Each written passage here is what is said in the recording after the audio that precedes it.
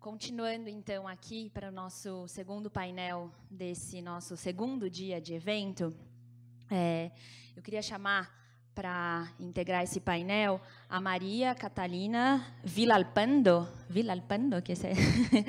que é consultora do Global Giving, né, e também veio diretamente do México para estar aqui no nosso evento. O João Paulo Vergueiro, que é o diretor executivo da ABCR, a Paula Fabiani, que é a diretora-presidente do IDES, e o Giovanni Harvey, que é o presidente do Conselho do Fundo Baobá. Então, queria agradecer a presença deles. Enquanto eles estão vindo, só um comentário sobre a mesa anterior, que eu falei para a Aline, você esqueceu de comentar o seu próprio evento. A gente fica aqui, né? São tantas informações. Mas dia 25 de novembro, às 14h, a gente vai fazer um debate. A GV está organizando um debate dentro, né, dos diálogos paulistas, né? Então, em parceria com a APF, e a gente também vai estar junto em parceria com o GIF, vocês também, né? Estão em parceria com a BCR, para debater a Lei Geral de Proteção de Dados. Então, com vários especialistas, especialmente pessoas que atuam na sociedade civil e que têm analisado os impactos, né, dessa legislação, concordando muito com a análise do Daniel de que a gente precisa mesmo debater esse tema, né? A sociedade civil ainda está muito distante. E ainda mais, como não é uma lei que ainda não está sendo aplicada, assim, não está vigente, né, ainda para as organizações, a gente tende, às vezes, a postergar, né, o debate, mas é um debate que precisa, de fato, ser feito. Então, bom, essa mesa, acho que muito breve, porque a gente está super apertado de tempo, mas acho que até agora a gente propôs uma discussão de traçar diagnósticos, entender esse cenário, entender o mínimo que deve, né, as condições mínimas que devem existir, estar estabelecidas para que as organizações possam atuar, possam fazer o seu trabalho, mas se elas têm garantia de atuação, de liberdade de atuação, de liberdade de expressão, se esses direitos fundamentais aí estão garantidos para as organizações, que esse é o mínimo que a gente precisa ter, vem o segundo passo, que é como que a gente se financia. Né? Tem um desafio muito grande das organizações se financiarem de forma contínua, a longo prazo. Né? Então, essa mesa justamente vem para debater esse assunto, que é um assunto que a gente também debate com muitos parceiros aqui há algum tempo, e não é porque a gente está debatendo há algum tempo que, de fato, a gente tenha superado todos os desafios. Ainda existem muitos desafios, né, colocados. Então, por isso, de convidar o pessoal para estar aqui, esse pessoal tão qualificado, que eu fui tão sucinta na apresentação por conta do nosso tempo, para falar um pouquinho para vocês. Então, vou começar, a gente tem começado os painéis com quem tem vindo de fora, justamente para dar um pouco mais esse olhar geral, e depois a gente faz uma discussão mais específica sobre a situação do Brasil. Então, vou começar convidando a Maria para falar. Você fica à vontade, se você quiser falar daqui, se você quiser falar de lá. Então tá. Claro, fique à vontade também para falar em espanhol. Tudo bem, pessoal? E aí, pode ser? Ela também pode falar inglês, mas como ontem teve uma manifestação popular da plateia de pedir para o Guilherme falar em espanhol, aí então eu também acho que se ela quiser, ela fica à vontade. Seguramente ya me excusaron por tener que hablar en español. Espero que la próxima vez que esté por acá tenga un poquito más de portugués, pero bueno, muchas gracias por invitarnos, gracias a GIFE. En Global Giving creemos que son en estos espacios donde comienza la colaboración y esta apertura para discutir pues el ambiente de financiación que hoy vivimos. Me parece súper interesante y súper necesario. Entonces, me gustaría empezar platicándoles un poco quiénes somos, para quienes no nos conocen. Somos la plataforma de crowdfunding más grande del mundo, que apoya a organizaciones sin fines de lucro a conectarse con donantes, corporaciones y herramientas para tener acceso pues a capacitaciones y al apoyo que necesitan para recaudar fondos en línea. ¿no? Empezamos en el 2002 y hoy somos pues la primera y más grande plataforma de crowdfunding a nivel global. Nuestra misión, y la pongo aquí porque es importante que sepan de dónde venimos, es transformar la ayuda y filantropía para acelerar el cambio comunitario. ¿Por qué comunitario? Porque creemos que las organizaciones locales de base, las llamadas grassroots organizations, son las organizaciones que mejor conocen las necesidades de las personas y que mejor pueden actar sobre ellas. Bueno, aquí una pequeña diferencia, ¿no?, básica entre la recaudación en línea y la recaudación no en línea, ¿no?, offline y online. Y la primera y más grande es que una es a nivel local, ¿no?, estamos limitados geográficamente. Y la segunda es que la online es a nivel global, ¿no? Con las herramientas que tenemos hoy en día, la recaudación global, es decir, en línea, se puede hacer de forma sencilla y rápida, ¿no? Entonces, al estar en línea, las posibilidades de recaudación de las organizaciones sin fines de lucro pues dejan de estar limitadas y además, que yo creo que esto es lo más importante, permiten generar conciencia fuera de su área local. Por poner un ejemplo, una organización brasileña que trabaja acá puede generar conciencia sobre la causa por la que trabaja alrededor del mundo, que eso es muy importante. Esta es una infografía muy básica, pero que me gusta compartir, para que se den una idea de la penetración al Internet en el mundo. ¿Qué quiere decir la penetración? Es decir, el número de usuarios en relación a la población total que hay en cada región. Verán que en Norteamérica pues es donde mayor penetración hay, y el segundo lugar en nuestro continente es Sudamérica. Entonces, yo creo que estos números representan una oportunidad para las organizaciones sin fines de lucro y una oportunidad para convertir a estos usuarios en un apoyo para su causa. Yo creo que también es importante mencionar que hay que contrastar esta información con el giving culture, ¿no? Y con los datos de cuánto se dona en cada región. Que me parece que va a compartir Paula, porque estos datos no son absolutos y no quiere decir que este 95% de usuarios en Estados Unidos están donando, pero sí que tienen acceso al Internet y que los podemos convertir en posibles donadores. Entonces, ¿cuál es la magia del crowdfunding, ¿no? ¿Por qué hablamos de crowdfunding y qué es lo que nos llama la atención?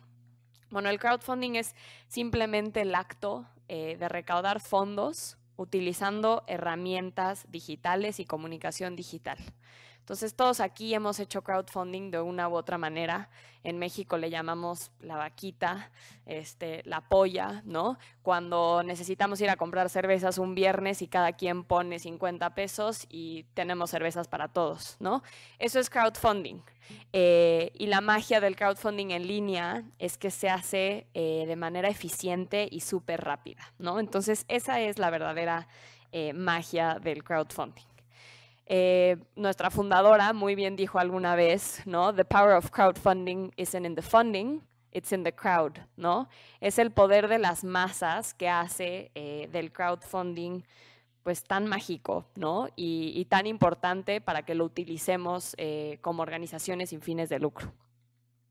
Entonces, a través de esta forma de recaudación, además de estar en línea, que es el primer paso, y es después hacer crowdfunding, que es financiar un mismo proyecto entre varios, las organizaciones son, uno, capaces de ganar visibilidad, ¿no? Dos, generar conciencia sobre su causa. Y tres, que yo creo que es bien importante, generar credibilidad por el hecho de estar en línea de una forma transparente, ¿no? Para estar en línea quiere decir que todo el mundo te puede ver. Y que todo el mundo te pueda ver ya dice algo de ti. Entonces, es importante estar en línea. Me gusta compartir esto porque son un poco los valores que nos rigen, que es el escuchar, ¿no? El actuar, el aprender y el repetir. Entonces, como organizaciones que reciben fondos o que dan fondos, es importante completar este ciclo para entender verdaderamente qué estamos haciendo, ¿no? ¿Qué hemos descubierto al utilizar este ciclo dentro de Global Giving, ¿no? Este famoso feedback loop, el ciclo de la retroalimentación. Bueno, hemos descubierto que, uno, hay que invertir en el fortalecimiento institucional. El fortalecimiento institucional es clave para que las organizaciones se desarrollen. Dos, hay que promover la rendición de cuentas. Y al fortalecer la capacitación institucional, promovemos la rendición de cuentas. Y hay que empoderar la toma de decisiones de las organizaciones, es decir, que ellas puedan ser autónomas para tomar las decisiones de dónde utilizar esos fondos. En este proceso de fortalecimiento y confianza con estos tres factores muy básicos, promovemos el reconocimiento de que las organizaciones conocen a sus comunidades mejor que nadie. Promovemos fondos flexibles y no etiquetados, basados en la confianza, que muchas veces a las organizaciones que damos subvenciones o grants nos asusta el concepto de no etiquetado y flexible. Bueno, yo creo que lo no etiquetado y flexible es muy necesario. Y promovemos la resiliencia y capacidad de adaptación de las organizaciones en un ambiente constantemente cambiante. Entonces, con todo esto que les he platicado, me gustaría compartirles un experimento piloto que hicimos en México de financiación participativa. Ahora, no es lo mismo financiación colectiva que financiación participativa, a pesar de que suenan iguales, pero el término en inglés que mejor lo describe es Participatory Grant Making. Para contarles brevemente, este ejercicio se hizo con organizaciones respondiendo a los temblores en México del 2017, en donde las organizaciones votaron a qué organización dentro de su mismo grupo se tenía que financiar. Entonces, entre ellas mismas decidieron a quién financiar y eso las empoderó para tomar decisiones. Entonces, hubo una completa descentralización del poder de parte del donante, que en este caso era Global Giving. Los votos fueron anónimos, no se podía votar por la organización propia, tenía que ser un voto justificado y salieron resultados que a mí me sorprendieron y que creo que hacen de este ejercicio un ejercicio exitoso, en donde se hizo este switch de competencia por fondos a colaboración por fondos. Es decir, las organizaciones no se estaban viendo como compitiendo por esta cartera de fondos que Global Giving iba a otorgar, sino solidarizándose con la organización que en ese momento más necesitaba esa cartera de fondos y mejor la iba a poder utilizar. Entonces, bueno, todo esto para decirles tres cosas básicas, que es el mensaje con el que quiero que se queden hoy, porque sé que tienen muchísima información y que seguramente es difícil procesarla todo. Hay que cambiar las dinámicas de poder entre los fundadores y las organizaciones, entre quien dona y recibe. No podemos nosotros como grant maker o como organizaciones que pues dan pequeñas subvenciones a otras, acumular ese poder, ¿no? Tenemos que cambiar esa acumulación de poder. Tenemos que promover la confianza, porque si nosotros confiamos, los donantes individuales confían. Si los donantes individuales confían en sus organizaciones, las organizaciones confían en sí mismas y eso genera que las comunidades confíen en sus capacidades y en sus habilidades. Creo que este ciclo es súper, súper claro y creo que termina en decir que they know better, ¿no? Las comunidades en donde nosotros servimos conocen mejor que nadie sus capacidades y habilidades y tenemos que empoderarlas a ellas para contarnos qué necesitan, cómo lo necesitan y que nosotros a su vez le contemos a las personas que nos están fondeando cómo hacer esto, ¿no? Entonces, los dejo con ese mensaje, con el mensaje de ellos saben mejor. Me encantaría poderlo traducir a portugués, pero igual y Aline ahorita me ayuda. Pero bueno, ese es el mensaje de hoy y muchas gracias.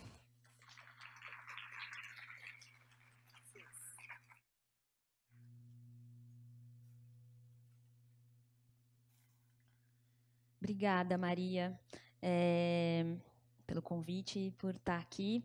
É interessante que ontem, só um pequeno comentário, né?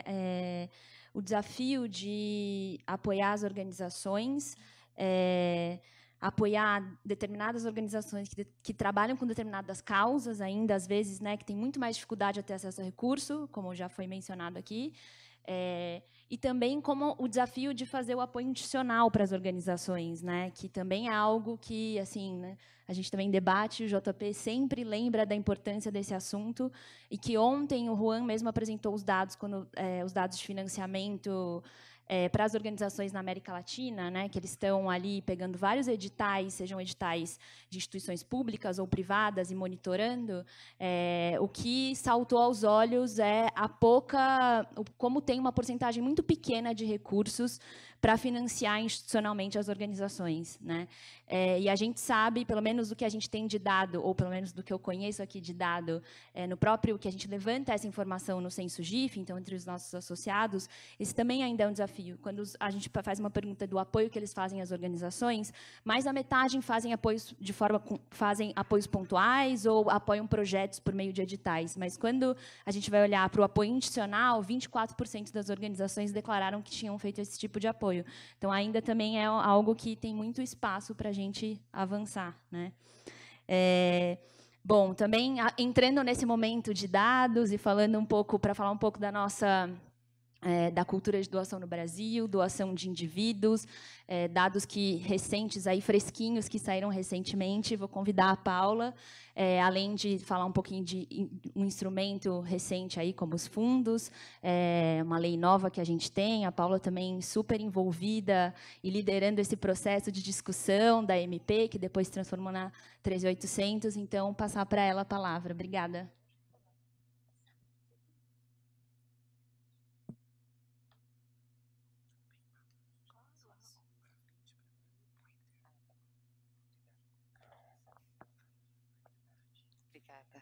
Olá, olá todo mundo. Carinhas já meio cansadas, chegando perto da hora do almoço.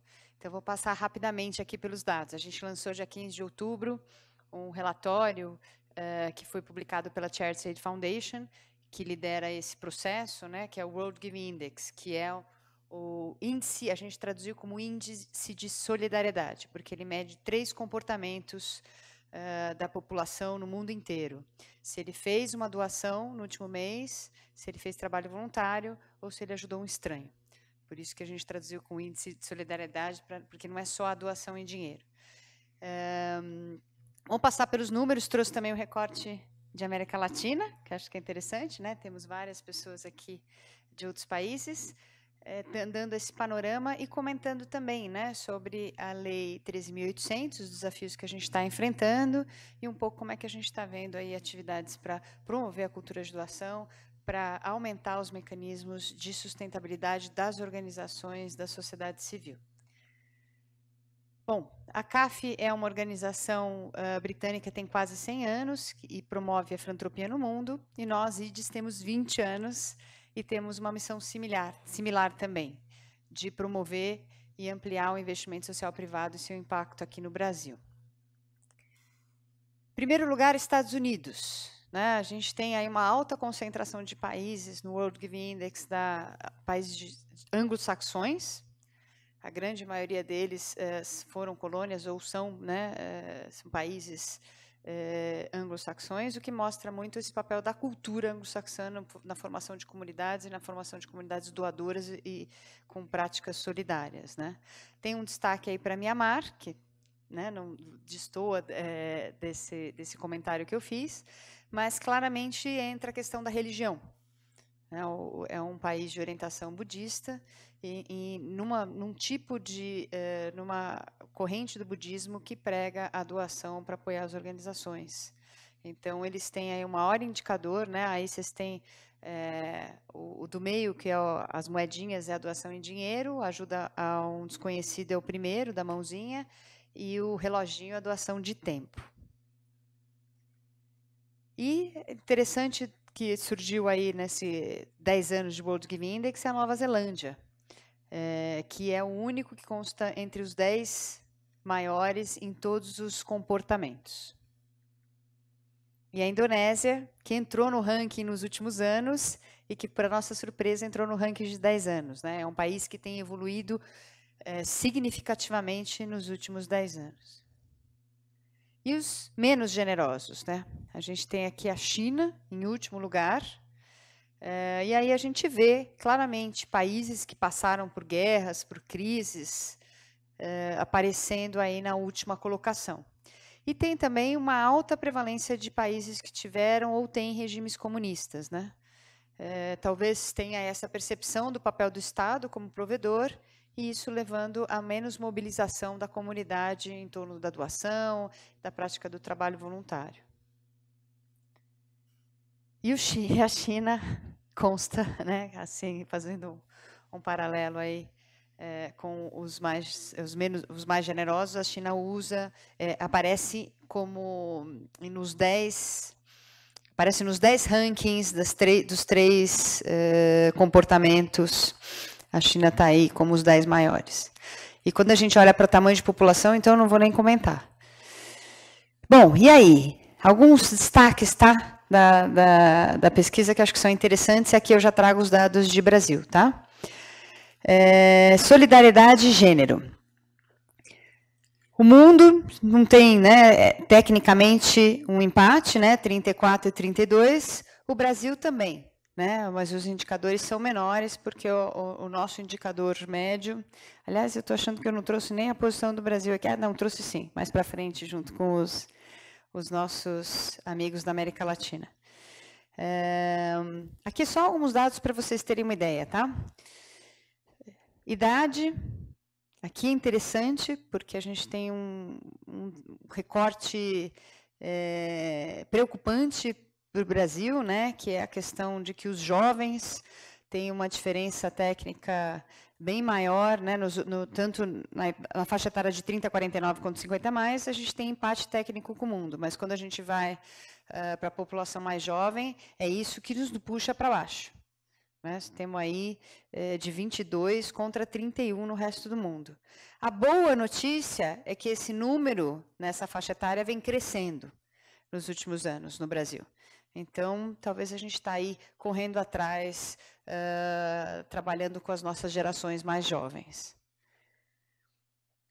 E o Brasil no ranking mundial. A nossa posição é 74 de 126 países. E os indicadores são, né, ajuda estranha 46%, doação em dinheiro 22% e voluntariado 15%.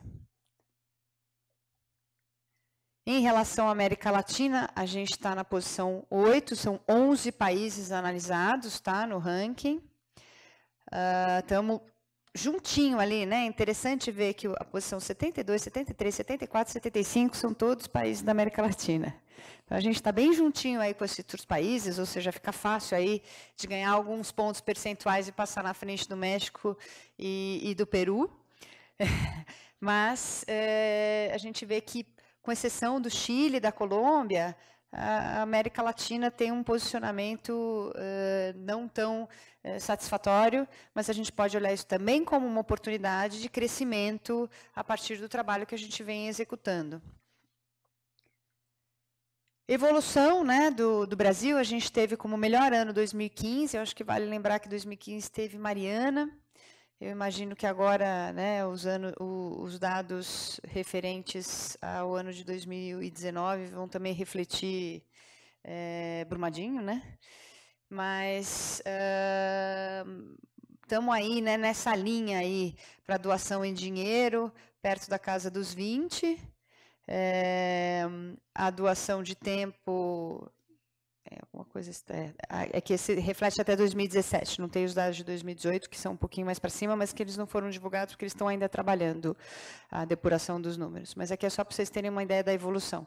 A gente fica aí no patamar de 40, entre 40 e 50 de ajuda estranho, entre 16 e 25 e 30, né? Aí tem bastante variabilidade na doação em dinheiro, e o trabalho voluntário se mantém aí meio estável, né? Também entre 10 e 20, eu acho que aí tem um potencial enorme da gente aumentar todos os indicadores e se aproximar de outros países com características semelhantes ao Brasil. Queria lembrar, né, que a gente fala, puxa vida, como a gente doa pouco, né? Mas as doações individuais, aqui o dado do GIF, e mesmo olhando para o BISC, né, que divulgou agora recentemente, que a gente está aí na casa dos 3 bilhões de doação de empresas, institutos e fundações corporativos e familiares. Quando a gente olha para doações individuais, o número é muito maior. Então, realmente tem um espaço e temos que trabalhar essa doação do indivíduo, que é isso que fortalece. Ontem, eu não lembro quem trouxe o dado, né, de que 70% das doações dos Estados Unidos vêm de indivíduos. Né? Então, a gente também tem aqui um potencial grande no Brasil, mas, quando a gente olha aqui nos Estados Unidos, a gente tem aí um percentual do PIB 7 vezes maior de doações em relação ao Brasil, temos um longo caminho a percorrer, né? E as recomendações que o relator traz, né? Ele olha para as organizações da sociedade civil, eu acho que surgiu aqui já na fala da Maria algumas das recomendações, né? Investir na boa governança, na gestão, na medição de impacto, ou seja, responder para a sociedade o que você está entregando. Comunicação também, porque às vezes a gente faz muita coisa e não consegue se comunicar na linguagem do doador, na linguagem de quem poderia estar nos apoiando, para construir essa relação de confiança. Também acho que o envolvimento das comunidades locais, as organizações estão na comunidade, elas têm esse canal, e é importante que elas tragam essas comunidades para a tomada de decisão, para que elas sejam realmente a expressão da sociedade civil. E reconhecer e apoiar diversas formas de doação, né? O crowdfunding, a doação via vários mecanismos para criar essa cultura de doação e valorizar os pontos fortes também do contexto local. A gente precisa realmente trabalhar a filantropia comunitária, trabalhar a filantropia nas comunidades, porque são as comunidades que também têm que participar da construção e do fortalecimento das organizações, né? E esse é um ponto importante para a sustentabilidade. Para os financiadores, né? Financiar coisas como essa, né? A gente tem que fortalecer o ecossistema de apoio à filantropia, os financiadores têm que perceber que é muito importante o fortalecimento das organizações que trabalham o tema e que promovem a produção de dados, promovem o fortalecimento das organizações, promovem também e ajudam os próprios financiadores a ter mais impacto nas suas ações. Financiar organizações locais, aqui também a gente está olhando muito para os financiadores internacionais, né? Então, dar recurso para quem está ali, perto da comunidade, e ajudar elas nesse processo, né? A Maria também trouxe a questão da prestação de contas, eu acho que é uma relação de mão dupla, né? E a gente vê isso muito, às vezes, em mercado de capitais. Os investidores, eles exigem das empresas os relatórios, mas eles dizem o que eles querem ver, como eles querem ver, e ajudam essas empresas que financiam a reportar da maneira como eles querem enxergar. Eu acho que também os nossos financiadores precisam trabalhar dessa forma, de uma forma colaborativa, para ajudar as organizações na prestação de contas. E reconhecer a importância de ajudar essas instituições a construir esses mecanismos de sustentabilidade, né? A gente vem debatendo muito a importância de criar fundos patrimoniais, em especial para financiar as despesas institucionais das organizações, que é o mais difícil de se captar, né? A gente tem uma cultura, como é que eu ouvi? Projetização, é uma palavra nova que eu aprendi, que é a cultura do apoio a projeto, né? O financiador quer apoiar projeto, ele quer apoiar a ponta, ele quer ver o recurso ali. Mas se você não tiver uma boa gestão, tudo isso pode estar criando um impacto muito menor. Então, é importante a gente ajudar os financiadores a reconhecer a importância de construir mecanismos de sustentabilidade, de construir mecanismos de gestão, de governança e financiar esse tipo de trabalho, esse tipo de atividade. E, por fim, os governos, né? Essa acho que é a parte mais desafiadora. Mas, enquanto os governos não perceberem que eles precisam ter uma política pública para o nosso setor, de promover o setor e ajudar a aproximar, né, o capital privado das atividades voltadas para o bem público, a gente também não tem um ambiente promotor.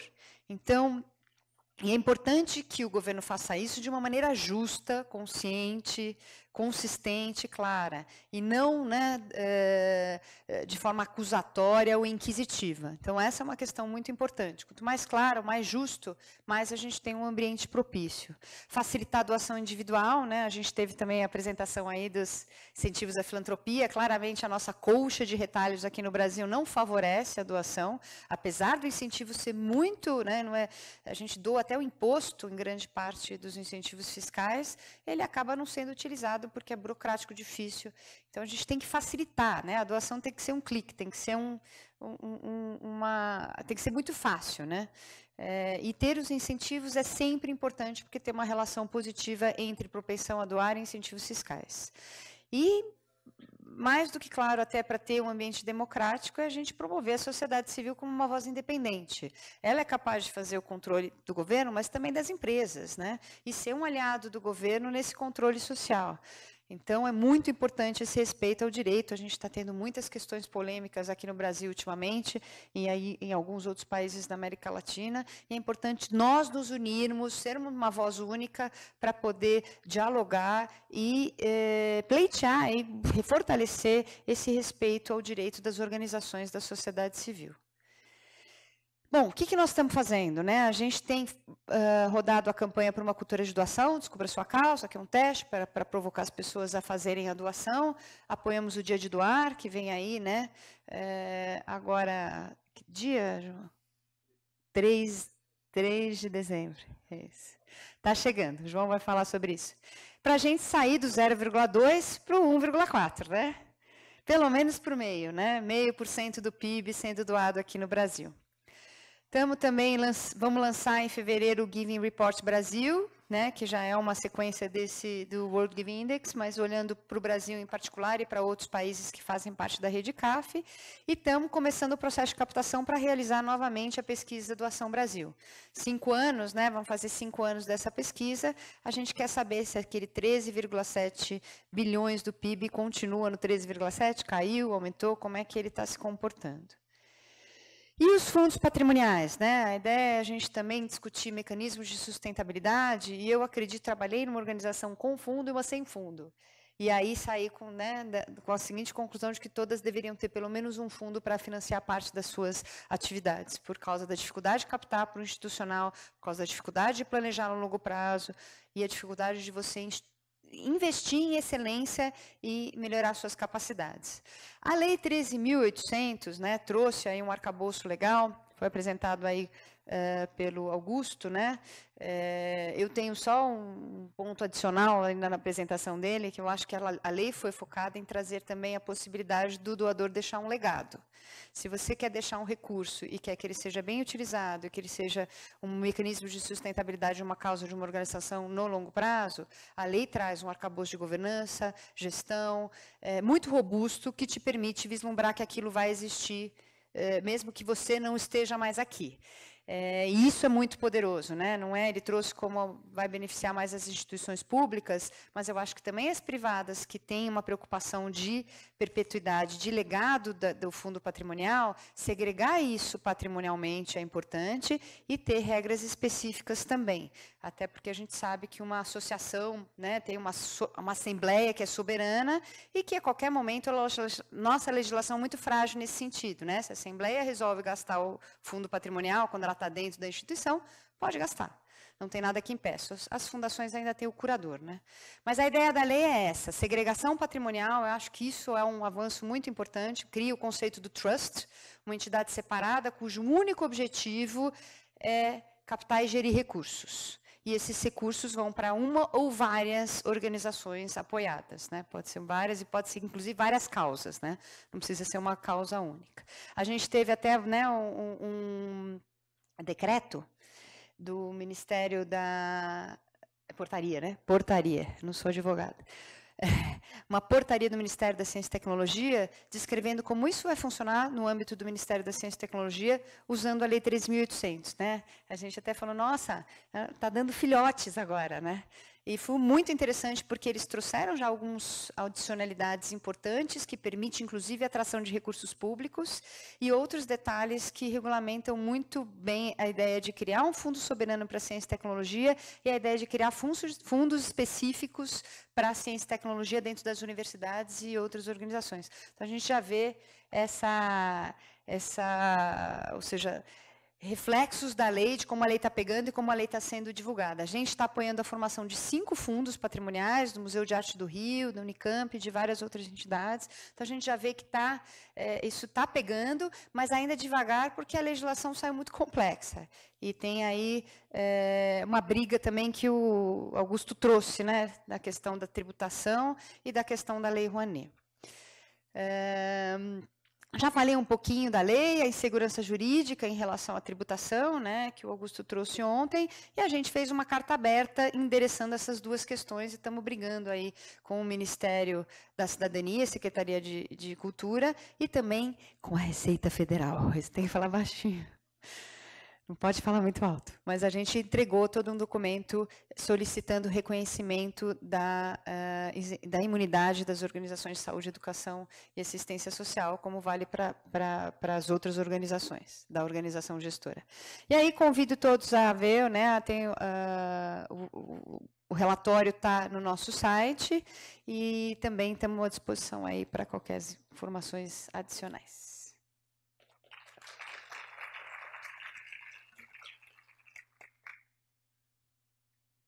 Obrigada, Paula.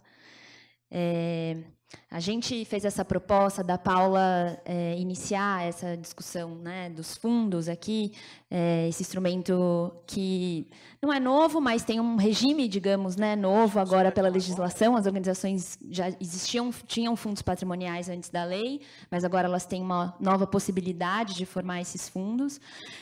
E aí, logo em seguida da Paula, a gente achou que fazia muito sentido o Giovanni falar, justamente pelo modelo, né, que é o Fundo Baobá. É um instrumento para uma forma de entidade muito interessante para captar recursos para as organizações, para apoiar organizações na promoção de equidade racial, justamente para uma causa também tão difícil, né, de captar recursos, e, enfim, como são tantas outras, especialmente relacionadas a direitos humanos. Também ontem foi um dos dados que o Juan apresentou aqui, né, dessa pesquisa dos cívicos, Impactia, que é nesses editais que eles avaliaram também pouquíssimos editais para financiamento de direitos humanos ou de temas que não são, que eles chamaram lá dos temas clássicos, né? Que agora, eu lembrando aqui de cabeça do que eu vi ontem, era, por exemplo, educação e assistência. Então, muito mais fácil encontrar editais também para determinadas causas, e outras tem um desafio muito grande de conseguir mobilizar recursos. Então, a iniciativa de vocês é uma forma de tentar dar alguma resposta, né? Então, Giovanni, se você puder falar um pouquinho, apresentar. Obrigada. Tá bom. Uhum. Bom, boa tarde. Boa tarde, né? Boa tarde a todos. Minha fala é muito facilitada, né, pela contribuição das pessoas que fizeram parte da mesa que nos antecedeu e também das pessoas que constituem a nossa própria mesa, né?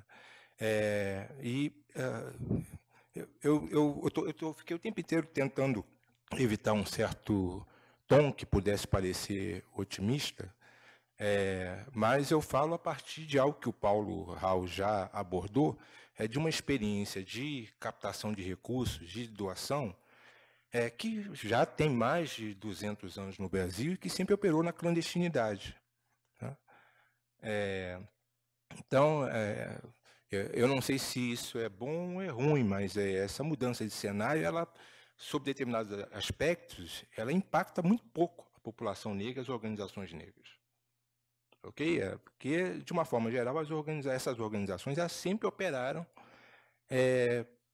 apresentando solicitação de captação de recursos para fazer uma coisa e para fazer outra. Ok? O Baobá ele é uma tentativa de 192 organizações do movimento negro de trazer para um nível de formalidade e trazer para um nível de previsibilidade e de publicidade o investimento no enfrentamento à discriminação étnico-racial sem subterfúgio, sem o subterfúgio da educação, sem o subterfúgio da saúde, sem o subterfúgio que as nossas organizações precisam utilizar para captar recursos. Okay? O Paulo falou das organizações abolicionistas, né? A gente tem o Código Penal 1830, me corrija, porque nós estudamos na mesma faculdade, mas só que eu não terminei o curso. Então, você ter autoridade para me corrigir. Mas que criminalizava a associação, tá certo? A criminalização de capoeira, tipificação de vadiagem, né? Os clubes sociais negros, as irmandades que aconteceram. Então, pouca coisa mudou em relação a isso daí. Okay? Então, o Baobá ele tem essa singularidade que você já colocou, Aline, que na nossa conversa prévia eu coloquei para você, que eu acho que é o elemento fundamental, e é uma das 3 coisas que eu gostaria de abordar aqui, que é o fato de que o Baobá é um esforço de organizações de criar um canal aberto de financiamento das próprias organizações. Nós estávamos conversando antes, o JP e eu, quer dizer, o Baobá ele tem dono e não tem dono. Okay? Ele foi criado por 192 organizações. A Fundação Kellogg estava no Brasil, ia renacionalizar os investimentos, precisava deixar um legado aqui no Brasil, e iria permanecer em 3 países, Brasil, África do Sul e México. Na África do Sul existia já a Fundação Nelson Mandela. No México, a Fundação Kellogg continuou operando diretamente. No Brasil, não existia uma organização que chegasse perto, que pudesse absorver. Porque teria sido muito mais fácil se tivesse uma organização no Brasil que tivesse a mínima sensibilidade com relação ao tema, que a Fundação Kellogg criasse um programa e não criasse uma organização, principalmente uma organização com o modelo que o Baobá tem de captação de recursos para constituir um endowment, né? Nós fizemos a discussão do planejamento estratégico do Baobá 2 anos atrás, 2 anos e meio atrás, e um grande amigo meu deu uma enorme contribuição a esse debate, falou: o Baobá é um fundo sem fundo. Okay? Quer dizer, hoje a situação mudou um pouquinho. E, na realidade, eu não tinha resposta para ele à época, e a resposta é o seguinte: o Baobá era um fundo sem fundo, porque o Baobá é um fundo feito porque não tem dinheiro. É simples assim. Okay, um fundo me ensinou o Degenstein, que um fundo é um capital a serviço de uma causa. Uma fundação é um patrimônio a serviço de uma causa. E quando o fundo é constituído por quem não tem fundos? Okay? Isso é o Baobá. E eu acho importante que seja assim, eu não vejo isso necessariamente como uma coisa negativa, porque eu acho que o grande papel do Baobá é operar dentro da cultura da doação, no sentido de, dentro da cultura da doação, estabelecer visibilidade para a doação, para o enfrentamento ao racismo. Às vezes a gente conversa e fala do Baobá, e, num certo sentido, isso é apresentado como uma coisa positiva, o fato de nós termos um único fundo que faz o enfrentamento à desigualdade étnico-racial abertamente. Nós somos o maior fundo com essa característica fora dos Estados Unidos, e a gente conversa, Selma e eu, com muita frequência sobre isso, e, por vício de ter vindo na iniciativa privada, eu costumo dizer para a Selma que não acho uma virtude o Baobá ser o único fundo que faz enfrentamento aberto à desigualdade étnico-racial. Não é. Não é uma vantagem competitiva ser o único fundo que faz isso. Pode ser um diferencial, mas não é uma vantagem. Será uma vantagem no dia com o qual várias instituições fizerem esse enfrentamento e o Baobá tiver uma performance que faça com que ele seja referência dentre as instituições que fazem esse tipo de enfrentamento. Isso poderia, sim, ser um diferencial. Mas ser o único não é um diferencial. Essa condição de ser o único não é uma condição que nós tenhamos a pretensão de reivindicar. Não gostaríamos de ser o único fundo. Gostaríamos que outros fundos pudessem se dedicar, como Ibirapitanga, no momento, vem se posicionando de forma muito enfática nessa direção, no sentido de fazer isso. E o que cabe ao Baobá, na condição de uma instituição criada a partir de uma mobilização de base, que é isso que distingue, né? Porque se nós não temos dinheiro, alguma coisa, algum capital nós temos que ter. Né? O nosso capital é a legitimidade, é o fato que nós somos, possivelmente, um único fundo criado a partir de uma intensa mobilização de base, de atores sociais com um doador que fez uma aposta inicial. Talvez isso seja a principal característica. E é por isso que, quando vocês nos convidaram, né, o GIF nos convidou para vir aqui, nós fizemos uma discussão intensa, uma necessidade de afirmar isso politicamente. E não vir aqui para nós nos limitarmos a falar sobre coisas que vocês dominam muito mais do que nós. Porque não vai ser o Baobá que vai influenciar, sob o ponto de vista do arcabouço jurídico. O Baobá não tem perna para isso. O arcabouço jurídico da cultura e doação do Brasil. O Baobá poderá fazer parte e o Baobá tem responsabilidade com esse campo. Mas não vai, a inovação que o Baobá pode trazer para o campo não está aí. A inovação que o Baobá pode trazer para o campo se dá no sentido de ter uma governança, ter indicadores, ter resultado, ter comprometimento, não cair na tentação do acessório, que vocês colocaram, okay? A tentação de enxugar gelo, de manutenção do status quo, de fazer projeto assistencialista, que não faz o enfrentamento da desigualdade étnico-racial. O Baobá faz esse enfrentamento da desigualdade étnico-racial. Essa conjuntura, né, eu vou escapar da tentação de fazer uma piada em relação ao que já foi objeto de piada anteriormente aqui, mas a gente precisa ter um certo cuidado para nós não gastarmos energia demais com distrações que a história coloca diante de nós. Nós estamos vivendo um momento no Brasil no qual a história e as elites brasileiras estão colocando diante de nós uma distração. E nós precisamos avaliar o quanto que nós estamos gastando energia com esta distração. Porque os concentracionistas, o patriarcado, os racistas, não estão perdendo tempo com essa distração, eles estão seguindo com a agenda. E cada vez que eles seguem com a agenda, a distração faz alguma coisa e atrai a nossa atenção. Então, nós, enquanto um movimento social, que o Daniel já definiu brilhantemente, né, talvez o mais antigo movimento social da história do país, não podemos nos dar o luxo de analisar a progressão do nosso avanço em relação aos objetivos que nós queremos alcançar por um pedaço de 4 anos da história do Brasil. Nós não vamos cair nessa armadilha. Até porque essa distração foi colocada lá para cumprir esse papel por uma maioria proporcional da sociedade brasileira. Isso nos preocupa. Isso nos preocupa. O fato de que pessoas do nosso convívio estão disseminando esse tipo de tese, legitimando esse tipo de tese. E aí cabe uma autocrítica, né? Quer dizer, na biografia poupada pelo tempo, eu trabalhei nos governos Lula e Dilma, e cabe uma autocrítica de onde nós falhamos ao ponto de deixar esse nível de degradação intelectual, cognitiva, se instalar na sociedade brasileira. Para que nós, quando esse quarto da história for superado, e vai ser superado, nós possamos, e as novas gerações, não incorram nesses erros absurdos que nós incorremos. Porque não dá para simplesmente botar culpa nos outros pelo que aconteceu no Brasil. Estou falando de mim, especificamente. Tá certo? Alguém tem que fazer alguma autocrítica. Alguém no nosso campo tem que fazer alguma autocrítica em relação a isso. Isso que aconteceu no Brasil não aconteceu por geração espontânea.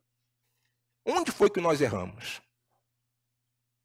Que erros que nós não devemos cometer numa próxima oportunidade? Para que nós não tenhamos que novamente provar disso que nós já provamos em outros momentos da história. Essa vassoura apresentada para a sociedade brasileira não está sendo apresentada pela primeira vez na história, com todas as contradições que ela traz. Então, o Baobá, e aí já me encaminho para finalizar, quer dizer, ele se propõe a isso, né? A discutir com o campo sobre essa perspectiva, né? No sentido de ser um canal público de financiamento do enfrentamento ao racismo. Evidente que nós sabemos que não é uma coisa simples, porque nós temos ainda no nosso campo pessoas que acham que o enfrentamento ao racismo se dá através do investimento na educação, no investimento na saúde, através das políticas universais. são outras distrações, né? Quer dizer, no governo Fernando Henrique Cardoso, o Roberto Martins foi presidente do IPEA, né, com um trabalho feito pelo Ricardo Henriques, resultado de um grupo interministerial coordenado pelo Hélio Santos, que me antecedeu aqui no Baubá. No governo FHC, produto de um trabalho de Ricardo Henrique, se chegou à conclusão que, se nós fôssemos fazer o enfrentamento das desigualdades étnicas com políticas universais, só em 2520 que elas seriam superadas. Está certo? Governo FHC. Por isso que a FHC reconheceu a existência do racismo. Por isso que o Brasil teve aquela delegação em Durban. É evidente que a gente pode gastar tempo falando isso para as pessoas, mas há momentos nos quais a gente tem que fazer uma opção entre avisar as pessoas que não sabem disso e seguir adiante. Nós temos optado no Baobá por seguir adiante. Nada contra ficar explicando para pessoas que não sabem disso, que o caminhão passou, e a pessoa caiu do caminhão de mudança e quer que alguém do caminhão desça do caminhão, se arrisque a perder para segurar. Tá certo? Herói que morre dessa forma, para mim basta o Frank Sinatra no Expresso de Von Ryan. Talvez poucas pessoas da minha geração tenham visto esse filme, tá certo? É um herói que ele desce do trem para salvar as pessoas e, no final das contas, ele fica. Nós não estamos dispostos a cumprir essa sina do Von Ryan. Okay? Por fim, eu acho que, dentre os desafios, né, eu acho que o desafio que a gente tem em relação ao campo é que outras instituições do campo invistam abertamente no enfrentamento da questão racial. Acho que, depois da fala do Daniel, é desnecessário qualquer tipo de comentário meu a esse respeito. E acho também uma coisa extremamente relevante, falei para o Marcelo, que precisou se retirar, quando ele veio nos congratular previamente, e que eu acho uma coisa extremamente importante, um evento como esse, que pessoas negras sejam chamadas para falar de temas universais e de estratégias mais gerais, porque realmente é um saco que nós sejamos chamados para mesas só com pessoas negras, onde todas têm a mesma posição e que, invariavelmente, o tempo estoura e que não há período para pergunta e não tem contraditório. Okay? Debate tem que ter contraditório. Então, assim, se vamos debater a questão racial, então chame gente que é contra a política de cotas, gente que acredita de uma forma sincera, honesta, e está disposto a debater com argumentos civilizados que não existe racismo, que o problema é social. Okay? Então, eu louvo essa iniciativa do GIF e, sobretudo, o fato de que nos permite discutir estratégias sociais usando a questão racial como referência, mas discutindo a sociedade brasileira, porque, como já foi dito aqui, nós somos maioria da sociedade brasileira. Quer dizer, a gente tem que sair dessa situação esdrúxula de onde a gente pensa a política universal baseado na realidade de uma minoria e pensa a política de ação afirmativa baseado na... Não vai dar certo assim. Ou nós incorporamos recortes, como recorte étnico-racial, recorte de gênero, né, falando especificamente das mulheres, e outros recortes no desenho do que a gente faz no cotidiano, ou nós vamos continuar enxugando o gelo e depois coçando a cabeça, pensando por que não funcionou. Não vai funcionar. Porque o modelo mental que estrutura políticas públicas, programas e projetos está equivocado. E aí nos obriga, nós, organizações do movimento negro, a operarmos na clandestinidade, captando recursos para uma coisa e para fazer outra. Ok? Obrigado.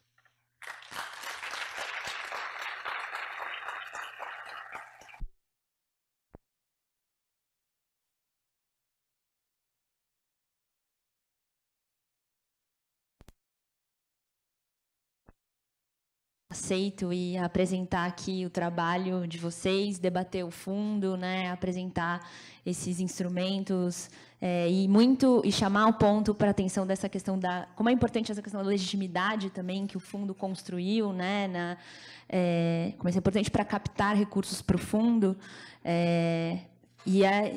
Esperamos que um dia tenhamos tantos outros fundos, né?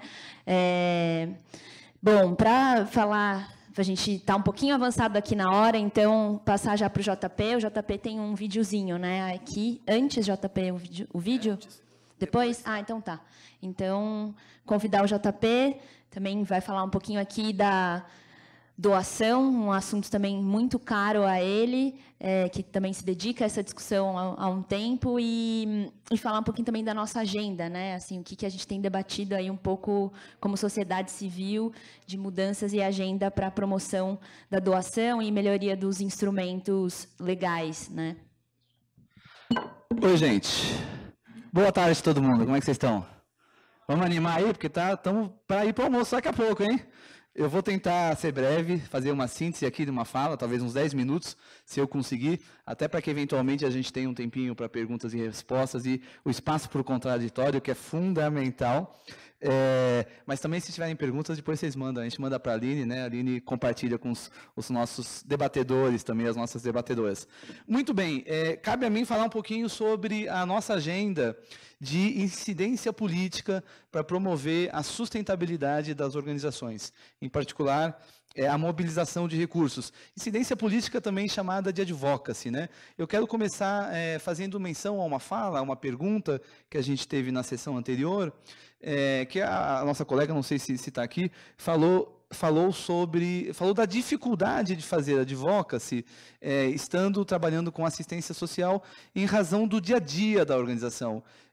Porque, às vezes, o dia a dia da organização, o dia a dia do nosso trabalho social, ambiental, ele é tão demandante que a gente, de fato, não consegue parar para pensar em agendas mais estruturantes, para pensar em agendas que são mais de setor do que dizem respeito diretamente àquela nossa atuação cotidiana.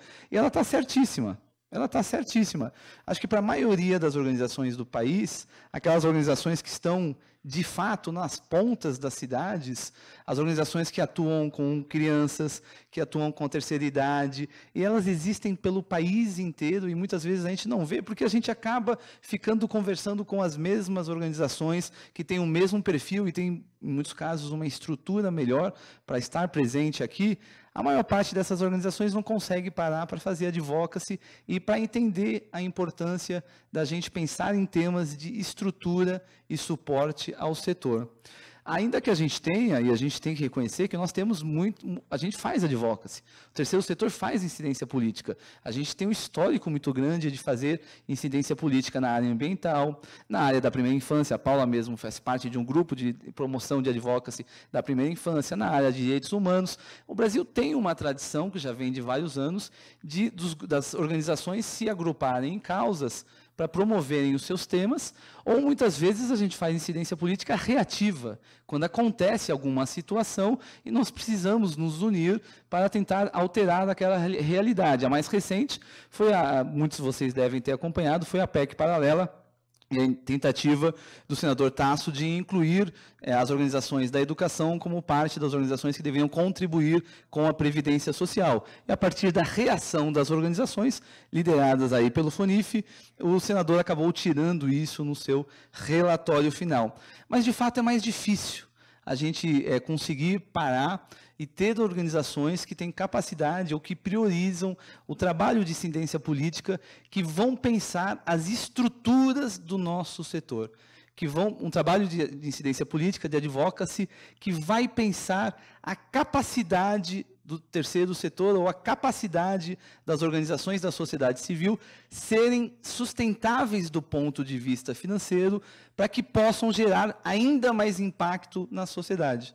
Acho que um pressuposto fundamental para qualquer organização é que a gente tem que gerar receita, no mínimo na quantidade suficiente para a despesa que a gente tem no nosso ano e, se possível, a gente tem que gerar receita em quantidade ainda maior que a nossa despesa daquele ano para que a gente possa gerar um caixa de reserva, um fundo patrimonial, enfim, para que a organização tenha capacidade de ser independente do ponto de vista financeiro. A independência do ponto de vista financeiro vem quando a gente consegue a diversidade da fonte de receita. E não quando a gente depende de um único financiador. Aliás, acho que a maioria de vocês devem saber, a Paula trouxe os números muito bem, o principal financiador das organizações da sociedade civil no país são os indivíduos. No mundo inteiro, são os indivíduos que mantêm a sociedade civil. Nada mais legítimo do que uma sociedade civil que é financiada por quem acredita nela, por quem acredita nas causas. Tem dinheiro público? Tem bastante dinheiro público vindo para as organizações da sociedade civil. Em particular porque no modelo brasileiro de saúde, nós temos um sistema único de saúde, onde vem muito recurso contratualizado com organizações que atuam com na forma de hospital ou junto à saúde nas suas mais variadas formas. Mas, efetivamente, as pesquisas mostram que o principal financiador da sociedade civil já é, no Brasil, a própria sociedade civil, em particular com o apoio dos indivíduos. E a gente tem que trabalhar para garantir que esta estrutura, que este modelo, não só se dissemine, mas se aprofunde, ganhe mais consistência, ganhe mais apoio. E a sociedade civil gere cada vez mais impacto nas suas mais variadas causas, a partir daqueles que acreditam nessas causas. Não a partir de poucos financiadores, não a partir de uma ou outra empresa, mas a partir da própria comunidade. Nada mais saudável para um terceiro setor que defende causas, que promove o desenvolvimento da sociedade, do que ser financiado e legítimo porque tem o apoio daqueles que acreditam no seu trabalho. Nesse sentido, a ABCR tem promovido uma série de iniciativas, todas elas em parceria com o GIF, com o IDES e com várias outras organizações da sociedade civil, dentro de uma proposta de agenda de incidência política que pensa o setor de forma mais estruturante. Acho que a gente estava recentemente, até numa reunião com o Zé Marcelo do GIF, debatendo que talvez no Brasil nós não tenhamos uma organização que promova a defesa do setor como um todo. A gente não tem uma grande associação de organizações que lidere as pautas nacionais de fortalecimento do setor. Mas naquilo que é possível, a BCR, o IDES, o GIF, têm assumido a liderança de algumas dessas pautas. Uma muito importante é o ITCMD. A Aline mesmo ontem, não essa Aline, a outra Aline do GIF, ontem falou que nós estamos, uma das prioridades do momento é o imposto que é cobrado sobre doações para fins sociais. O Brasil é um dos únicos 3 países no mundo, de acordo com a própria pesquisa desenvolvida pelo GIF com a AGV, é um dos únicos 3 países no mundo que taxa doação que é feita com impacto social. 4% do valor bem, se for um estado bonzinho, dá para chegar a 8%. E tem uma proposta, isso, é isento, e tem uma proposta de um senador ali lá do Ceará de aumentar para 16% o ITCMD. A gente tem que ficar atento. É um absurdo. Do ponto de vista conceitual, é um absurdo que as doações feitas para o bem comum, para o bem social, sejam taxadas, quando o mundo inteiro estimula. Então, a gente tem que trabalhar, a gente tem trabalhado, a ABCR tem feito parte de um grupo, eu, na verdade, tenho ido em Brasília todos os meses, e a gente desenvolveu mais recentemente uma proposta de emenda constitucional para acabar com esse imposto. Mas o tema é tão complicado no Brasil, porque eu passei agora em outubro, um dia em Brasília, falando de liderança em liderança parlamentar para levar a proposta de emenda constitucional do ITCMD, desse imposto.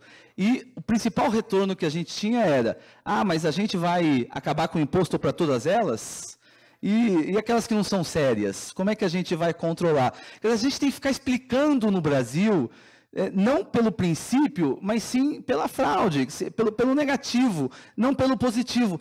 É muito complicado, não que a gente esmoreça, tá, gente? Na verdade, a gente está ainda bastante empolgado com isso, mas é muito complicado promover bandeiras num ambiente onde as pessoas sequer conhecem o papel da sociedade civil, num ambiente onde as pessoas acham que as ONGs estão aí porque o Estado é incompetente, ineficiente, quando no mundo inteiro a sociedade civil existe como parte do tecido democrático, como parte do fortalecimento da democracia. Não existe democracia onde não haja sociedade civil forte.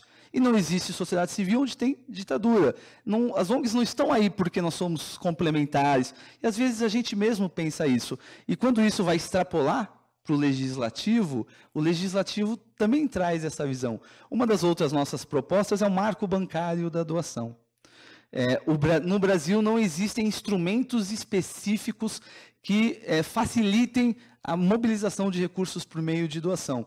Todas as ONGs, as organizações da sociedade civil, são obrigadas a usar instrumentos que foram feitos para pagamentos. Então, no Brasil não existe boleto de doação. Boleto para os nossos convidados internacionais, é um instrumento de pagamento muito parecido com um invoice, com uma fatura. Bem típico brasileiro, muito utilizado. O brasileiro ainda gosta muito do boleto, gosta muito do papel. Não existe boleto de doação. Todas as organizações são obrigadas a emitir boletos de pagamento, que não correspondem à nossa realidade. Tem agência da ONU que teve a abertura da sua conta bancária negada no Brasil. Não é uma organização pequena. Mesmo que fosse, não deveria, mas não é uma organização pequena. É a agência da ONU que um dos grandes bancos do Brasil negou a abertura da conta. A própria BCR teve o seu cartão de crédito negado, porque o banco não dá crédito para a organização, porque a ONG não tem receita no Brasil. O entendimento é esse. As organizações da sociedade civil não têm receita, quando, na verdade, a nossa receita vem da doação daqueles que acreditam na gente. E nós temos organizações que têm 10 mil reais de receita ano, há organizações que têm bilhões de reais de receita ano.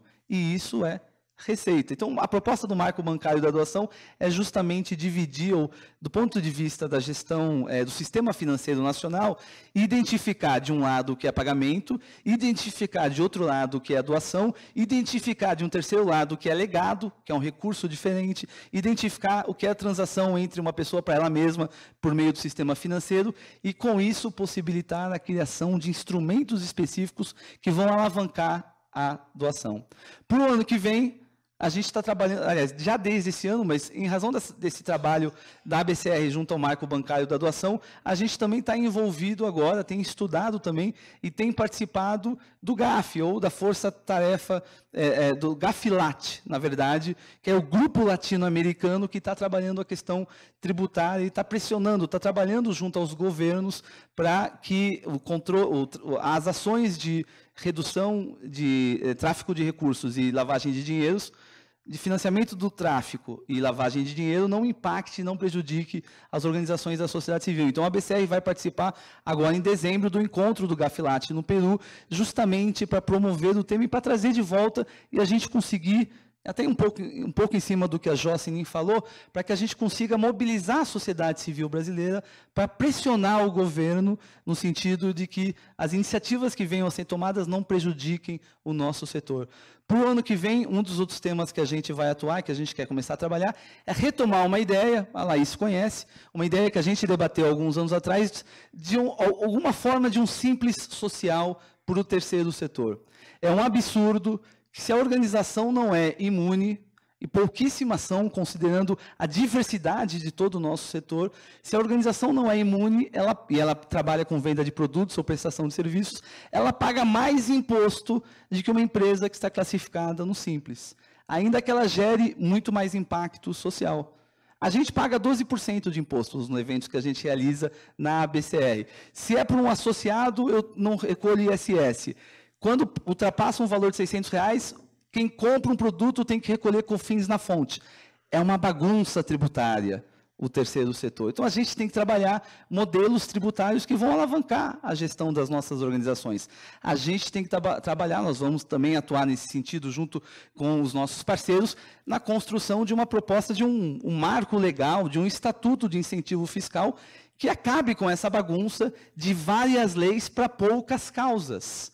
Quando o incentivo fiscal deve ser amplo e restrito para todo o terceiro setor, independente da causa. Quem escolhe a causa é o doador, e não o Estado que aprove um projeto, que diz que pode, que não pode ter incentivo fiscal. Enfim, a gente tem toda uma agenda, que não é só nossa, é uma agenda para o setor importante, fundamental nesse trabalho de promover a sustentabilidade econômica das organizações da sociedade civil. Eu quero concluir falando que fazer advocacy, fazer incidência política, não é só falar de leis, não é só falar de mudança tributária, de mudança legislativa, é também promover campanhas, é também promover a educação, é também promover a conscientização. E, nesse sentido, a gente tem trabalhado, junto a vários outros parceiros também, muitos dos quais estão aqui, em campanhas de promoção da identificação das pessoas com causas, da importância das pessoas doarem para financiar as causas que elas acreditam. Porque se a gente não concorda, Não basta ficar reclamando no Facebook, ou ficar reclamando no Instagram, ou nos aplicativos de redes sociais. Se a gente não concorda com algo, a gente tem que apoiar e financiar as organizações que estão promovendo a transformação e a briga com aquilo que a gente não concorda. Por isso, a gente tem que promover a doação. E promover a doação é uma das formas que mais vai empoderar as organizações da sociedade civil para que elas tenham recursos e sejam capazes de gerar ainda mais impacto. E promover a doação a gente faz na comunidade. A gente promove de baixo para cima, a gente promove a aproximação das pessoas com as organizações do seu bairro, da sua cidade, da sua causa. E por isso que a gente tem uma campanha muito legal, a gente faz parte e lidera uma campanha muito legal, que a Paula já citou, que é o Dia de Doar. Né? Eu quero concluir, primeiro falando que o Dia de Doar está chegando, é agora dia 3 de dezembro, falta um pouquinho mais de um mês, é uma campanha super livre, é uma campanha super aberta, não é a gente que fala como vocês devem receber a doação, não é a gente que recebe a doação em nome de vocês, é cada um, em qualquer lugar no país, seja empresa, seja governo, seja ONG, seja igreja, qualquer um fala como vai participar da campanha, se engaja e faz a sua ação para o Dia de Doar. Seja doando, seja recebendo doação. Eu dou bastante no Dia de Doar. Muitas organizações recebem muito no Dia de Doar. É uma campanha livre, horizontal, democrática, e que cada um participa do seu jeito. Está explodindo, graças a Deus, está crescendo bastante. Esse ano as campanhas comunitárias estão super fortes. A campanha comunitária é a promoção da comunidade doando para a comunidade. A gente tem Doa Sorocaba, Doa São José. Acabamos de lançar agora o Dia de Doar Kids, para promover a cultura de doação junto às crianças, como uma campanha comunitária temática para o Dia de Doar. Enfim, é importante promover a doação. Eu queria concluir com um vídeo de 30 segundos para estimular, incentivá-los, inspirá-los todos a participar do Dia de Doar. E eu tenho, para todo mundo que quiser, ao final do debate, eu tenho stickers, né, selos, adesivos, né, para distribuir para todo mundo aqui. A gente tem um rolo. Dia de doar, dia de apoiar, dia de fazer a diferença.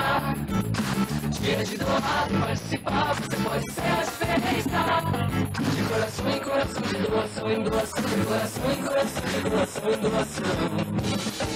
3 de dezembro é dia de doar. Acesse o site diadedoar.org.br e veja como participar. Todas as organizações da sociedade civil agradecem. 3 de dezembro. Quem tem coração doa. Quem doa, transforma. Quem tem coração doa, quem doa, transforma. Pode parar. Já acabou. Essa é a proposta. Campanha realizada pela BCR em parceria com o Umbigo do Mundo e junto aí, né, com o Movimento por uma Cultura de Doação, e fica o convite para todo mundo participar. Obrigado, gente. Vamos para o debate. Obrigada, JP. Eu vou abrir rapidinho, fazer uma rodada de perguntas, porque a gente está bem em cima do nosso tempo. Alguém? Algum comentário? Alguma pergunta para os nossos convidados? Todo mundo com fome. Até eu vi aqui. Oi, bom dia a todos. É uma pergunta que eu já gostaria de ter feito para o Daniel, mas aproveito a oportunidade do Giovanni. Queria saber um pouco da percepção de vocês, quanto um fundo de defesa de direitos, dado o atual contexto brasileiro, se tem aumentado a doação de organismos internacionais, se essas instituições internacionais, organismos, estão voltando a olhar um pouco mais para o Brasil, né, dado o atual governo, ou não, ou se ainda tem uma dificuldade muito grande em captar recurso internacional.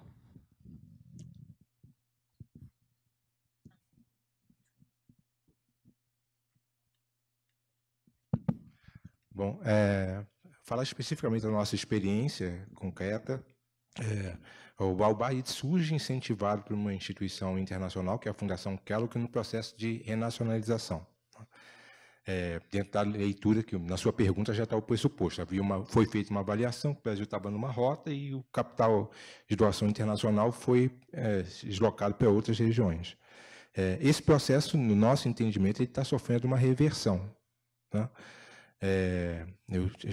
2 semanas atrás eu participei de um evento fora do Brasil e, de uma forma geral, o sentimento de perplexidade dos parceiros e de tentativas de pensar o que pode ser feito para que a gente não, por insuficiência de fundos, a gente não deixe, não é nem financiamento para avançar, é financiamento para manter, né? Especificamente o Baobá recebeu um aporte de recursos no ano passado, né, que está se concretizando. Eu agora há pouco consultei a Selma em relação ao nosso endowment, não? Eu falei do Baobá Fundo Sem Fundo. O Baobá está com 7 milhões de dólares, tem comprometido mais 5 milhões de dólares para entrar. E nós recebemos um aporte de recursos da Fundação Kellogg como consequência de uma articulação que foi feita aqui no Brasil, que envolveu o Instituto Ibirapitanga, a Fundação Ford Brasil e o Open Society Brasil, que naquele contexto, como é que eu vou dizer, referenciado com a execução da Marielle Franco, entenderam que era preciso dar uma resposta contundente naquele cenário. E aí, desse diálogo de Ibirapitanga, Ford, Open Society, nós tivemos uma contrapartida da Kellogg de $2 para cada dólar doado pela Ford, $2 para cada dólar doado pela Open e $3 para cada dólar doado pelo Ibirapitanga. Então, isso constituiu um recurso de 10 milhões de dólares, dos quais a Kellogg estabeleceu que 3 milhões e meio, metade, iriam para o nosso endowment, 3 milhões e meio iria para o programático. Então, nós estamos agora executando um programático de 6 milhões e meio de dólares e o nosso endowment foi robustecido com 3 milhões e meio. Tá? Então, eu não sei se nós seríamos o melhor parâmetro para avaliar, menos pela tendência e mais pela agilidade com a qual esse recurso entrou. Tá? Mas a Selma esteve na Kellogg nesse último ano e meio, eu estive fora, então há um sentimento de perplexidade. Eu só tenho dúvida sobre o que é que vai acontecer primeiro. Né? Se nós vamos... Eu já fui mais pessimista, mas eu acho que nós vamos reagir primeiro e vamos, de alguma forma, conseguir reverter ou mitigar esse estrago que nós estamos vivenciando, porque eu não sei qual é a agilidade que esse recurso. Há restrições potenciais de entrada de capital estrangeiro, eu não sei em que medida que esse movimento também pode ser um empecilho. Então, o Baobá, especificamente, recebeu recursos, mas eu não tenho condições de avaliar o quanto que isso impactou no campo como um todo. As organizações do movimento negro que nós apoiamos não estão recebendo. Okay? Tem conversas feitas com a própria Kellogg que passam pelo Baobá, mas as organizações do movimento negro, recurso institucional, para além dos habituais suspeitos que colocam recursos, que eu não vou nominar aqui, até para preservá-los, além dos habituais suspeitos que colocam recurso para enfrentamento ao racismo, as organizações do movimento negro não estão recebendo dinheiro. Quem está recebendo dinheiro da forma como eu falei. Apresenta um projeto para uma coisa para fazer outra. Ok? Mais alguma questão? Podemos encerrar, então? Bom, agradecer todo mundo por ter ficado aqui até também essa hora da fome. Agradecer muito os nossos participantes aqui da mesa. A gente volta, então, às 14 horas, só que no retorno vão ser, todo o período da tarde, são 3 oficinas de cocriação, né? Uma sobre dados, uma sobre comunicação e uma terceira sobre incidência política, né? Um pouco uma forma de desdobrar o que a gente debateu desde ontem aqui, né? Pensar um pouco agora o que a gente pode fazer, como é que a gente pode fazer em conjunto, o que ainda não está sendo feito e que seria importante que a gente fizesse. Então, são esses temas que a gente vai debater ali em cada uma dessas agendas, que as 3 a gente entende que são da mesma forma importante. Só que vai ser na sala... aqui, né? A sala ao lado, essa salinha que tem aqui, que é um pouquinho menor, porque ali permite que a gente possa se organizar de outra forma, as cadeiras ficam soltas, então a gente pode fazer um outro tipo de dinâmica.